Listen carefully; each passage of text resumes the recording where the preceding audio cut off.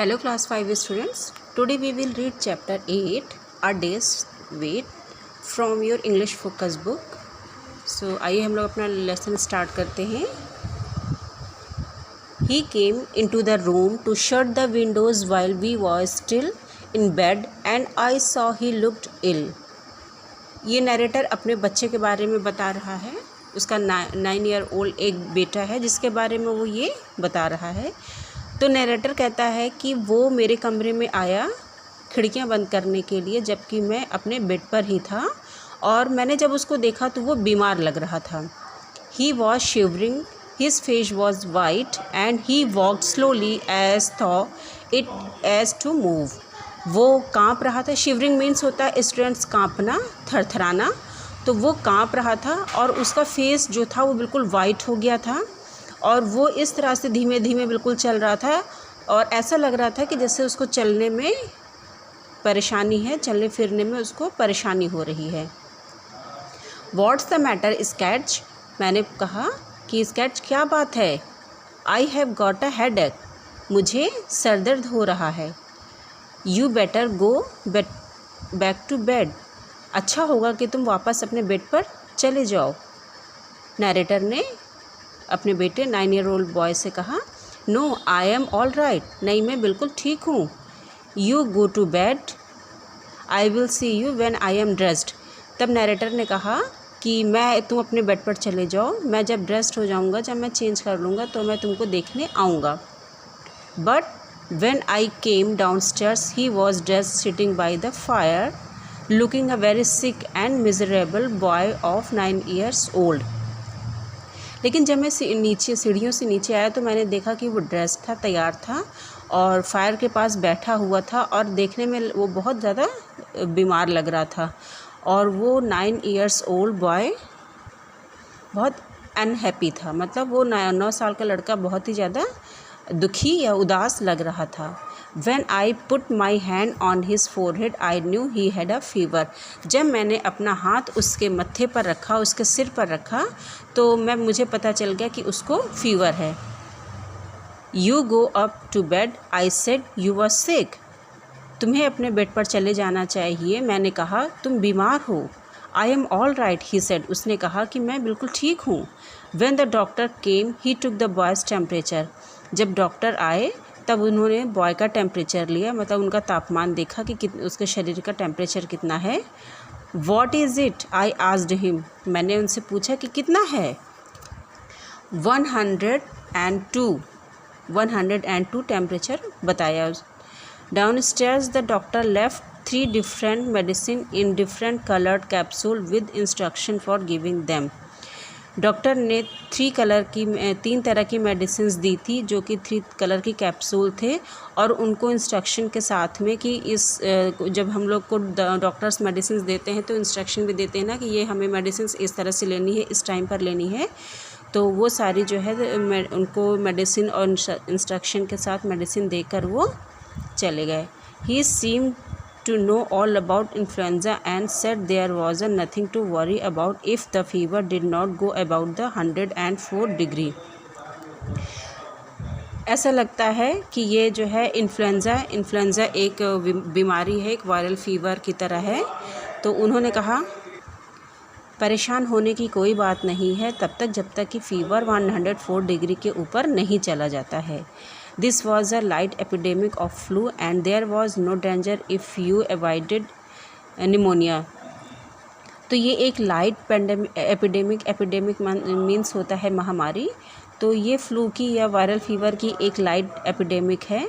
तो ये तब तक ख़तरनाक नहीं है जब तक कि जो है अगर निमोनिया को जो है अवॉइड करते हैं तो ये कोई भी इसमें डेंजर नहीं है. निमोनिया स्टूडेंट्स जब हो जाता है तो ये लंग्स पे इफ़ेक्ट डालता है. Back in the room, I wrote the boy's temperature down and made a note of the time to give the various capsules. और अपने रूम में वापस आकर मैंने अपने बेटे का टेम्परेचर लिखा, उसको नोट डाउन किया और एक नोट बनाया जिसमें वो कैप्सूल जो है किस टाइम पे देनी है ये सारी डिटेल्स उसमें मेंशन कर दी. Do you want me to read to you? क्या तुम चाहते हो कि मैं तुम्हारे लिए पढ़ूँ? All right, if you want to, said the boy. Boy ने कहा या बेटे ने कहा कि ठीक है अगर आप चाहते हो तो। His face was very white and there were dark areas under his eyes. उसका चेहरा बहुत ज़्यादा वाइट हुआ था और उसकी आँखों के नीचे काले घेरे हो गए थे। He lay still in bed and seemed very detached from the what was going on.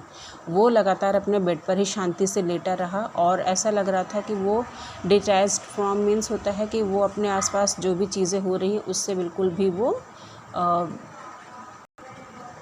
अच्छा नहीं लग रहा है या उन सब चीज़ों में उसे कोई भी इंटरेस्ट नहीं आ रहा है।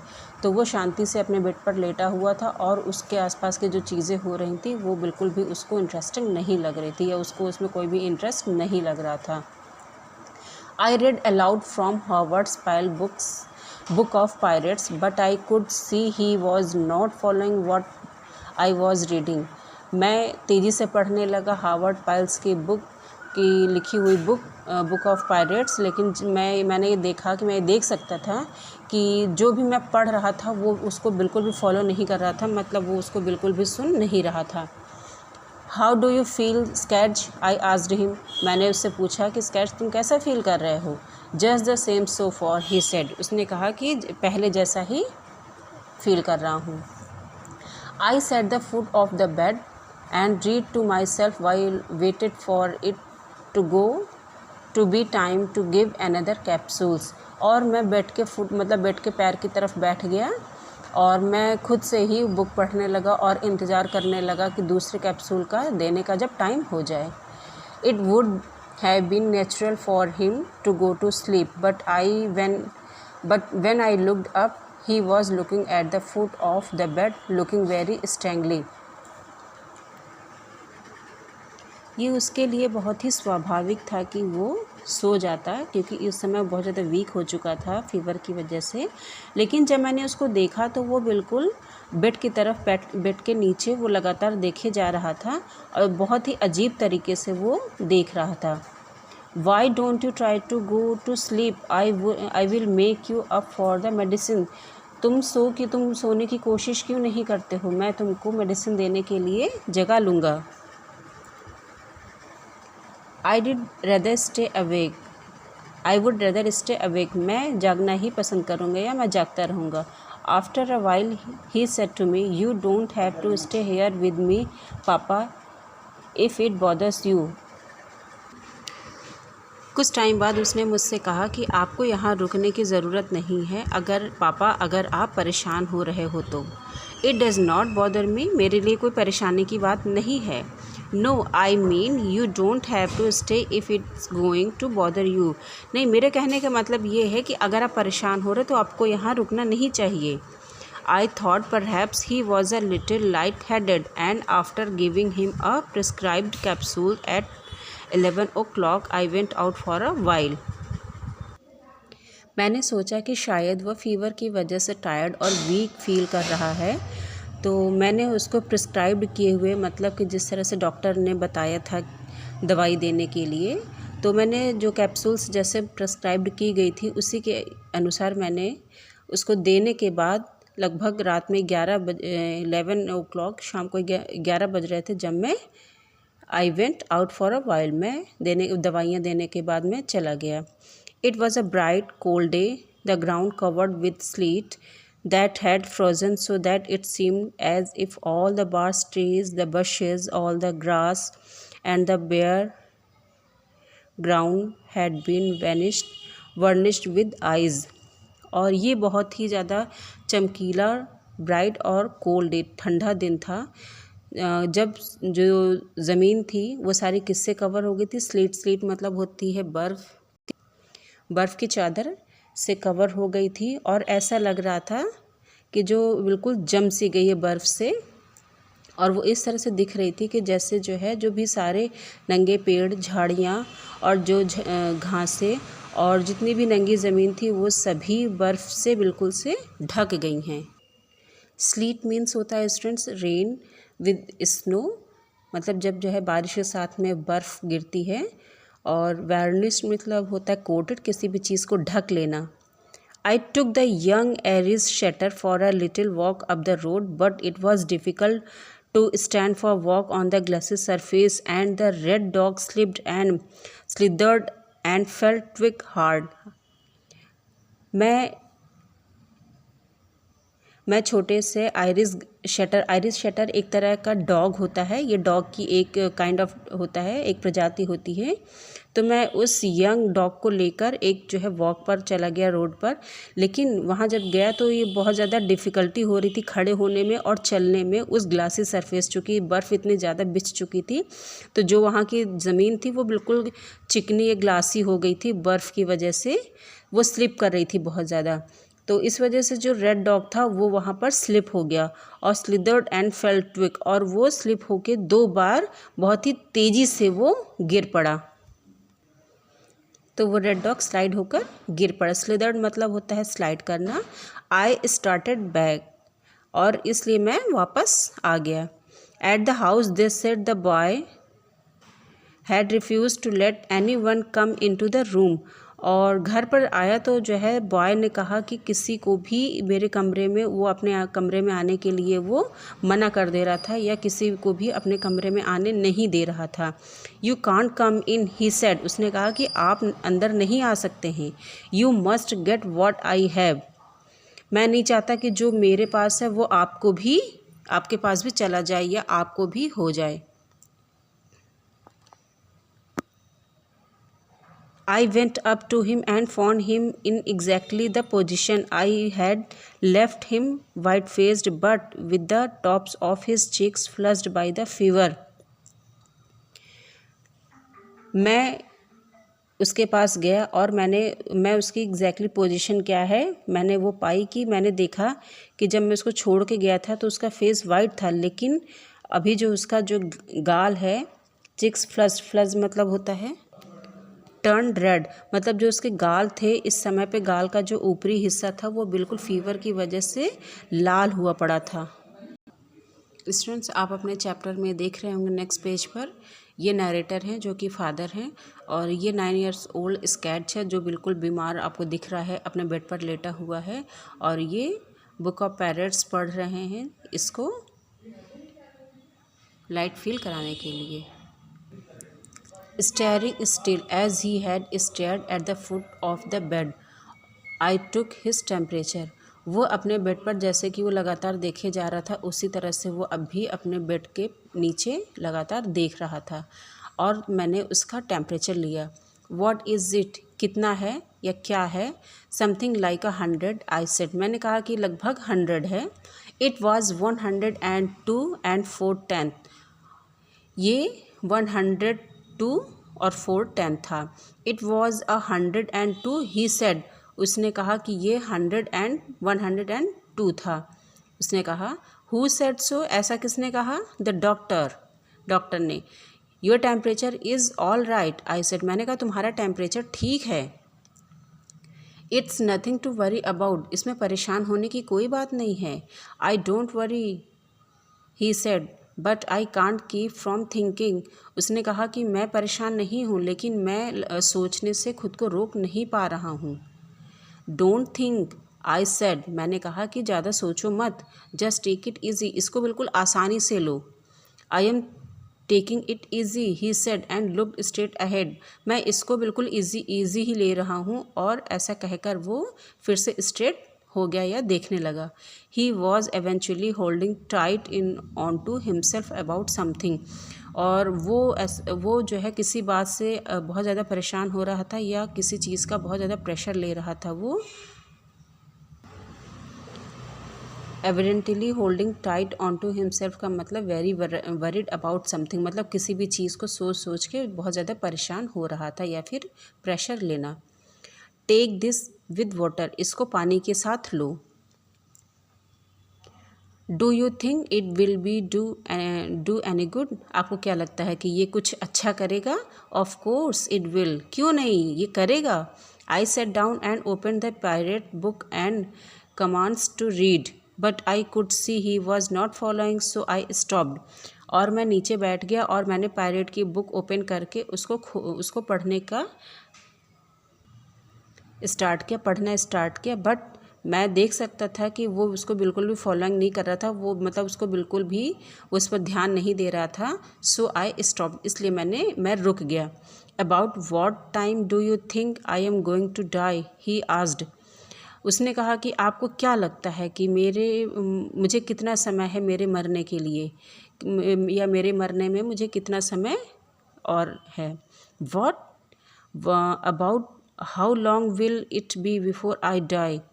मैंने कहा, मतलब नरेटर बिल्कुल शॉक्ड हो गया। शॉक्ड होके जो फादर थे उन्होंने कहा क्या? तो फिर उसने कहा कि मेरे मरने में अभी कितना समय लगेगा। You are not going to die, what's the matter with you. तब नरेटर ने कहा कि तुम मरने नहीं जा रहे हो, तुम्हारे साथ क्या प्रॉब्लम है, क्या बात है तुम्हें। ओ यस आई एम, हाँ मैं मरने जा रहा हूँ। आई हर्ड हिम से 102, और मैंने सुना था कि 102 है temperature. Please people don't die with a fever of 102। लोग 102 के फीवर से नहीं मरा करते हैं। That's a silly way to talk, और ये बात करने का बहुत मूर्खतापूर्ण तरीका है। आई नो दे डू, मुझे पता है वो मरते हैं। At school in France the boy told me you can't live with 44 degree. France के स्कूल में लड़कों ने मुझे बताया था, बॉयज़ ने मुझे बताया था कि तुम 44 डिग्री के साथ ज़िंदा नहीं रह सकते हो।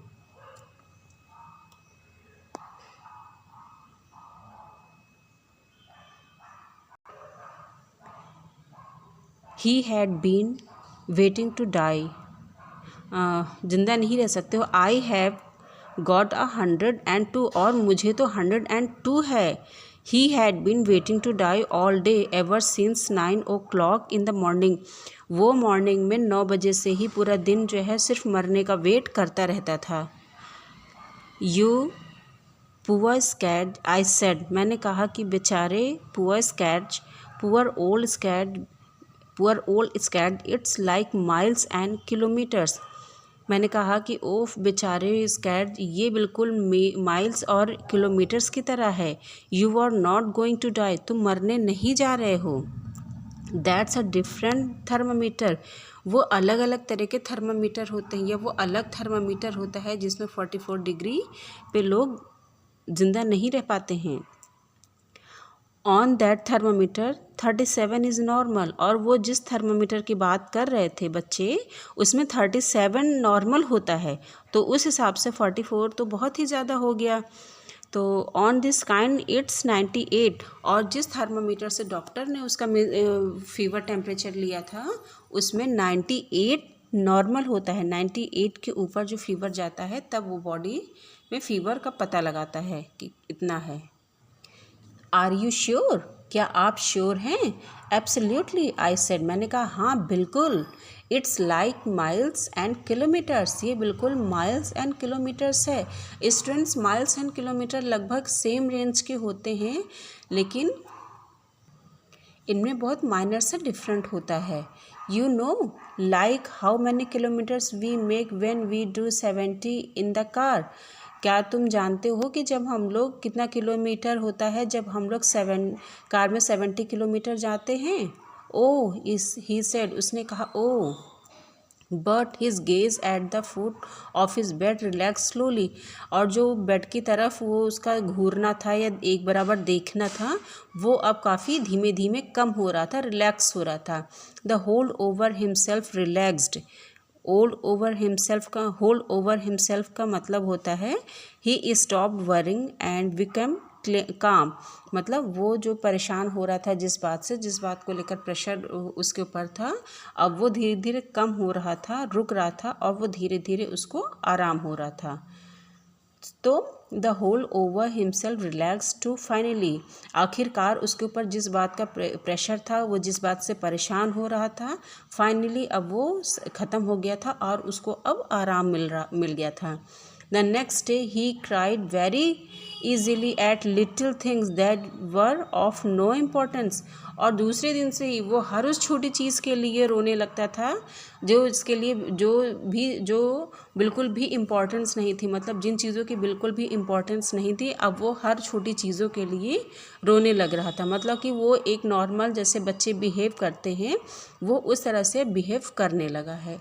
सो स्टूडेंट्स, हमारा चैप्टर अ डेज वेट को का जो कंक्लूज़न है वो ये है कि वो बच्चा जिस तरह से उसको हाफ नॉलेज थी किसी भी चीज़ की, और उस हाफ नॉलेज के चक्कर से वो कितना ज़्यादा जो है वरीड हुआ, कितना ज़्यादा परेशान हुआ, और उसने अपने फादर को भी परेशान किया। तो हमें कोई भी चीज़ का जब जो है आधा नॉलेज होता है ना, तो उस वजह से हम बहुत ज़्यादा वरीड हो जाते हैं और गलत डिसीज़न लेते हैं। तो हमें कोई भी चीज़ अगर हम जान रहे हैं तो सबसे पहले हम अपने एल्डर्स से या जो भी सोर्सेज से हमें पता चल रही कोई भी चीज़, हमें सबसे पहले उसकी हमें पूरी नॉलेज लेनी चाहिए। आधा ज्ञान बहुत ही ज़्यादा डेंजर होता है, ये हम सभी को पता होना चाहिए। सो स्टूडेंट्स, आपको मेरा पढ़ाने का तरीका कैसा लगा? अगर आपको मेरा पढ़ाने का तरीका पसंद आता है तो प्लीज़ अपने फ्रेंड्स के साथ शेयर ज़रूर करिएगा। मेरे चैनल को लाइक, शेयर एंड सब्सक्राइब ज़रूर करिए। Thank you so much. Bye bye.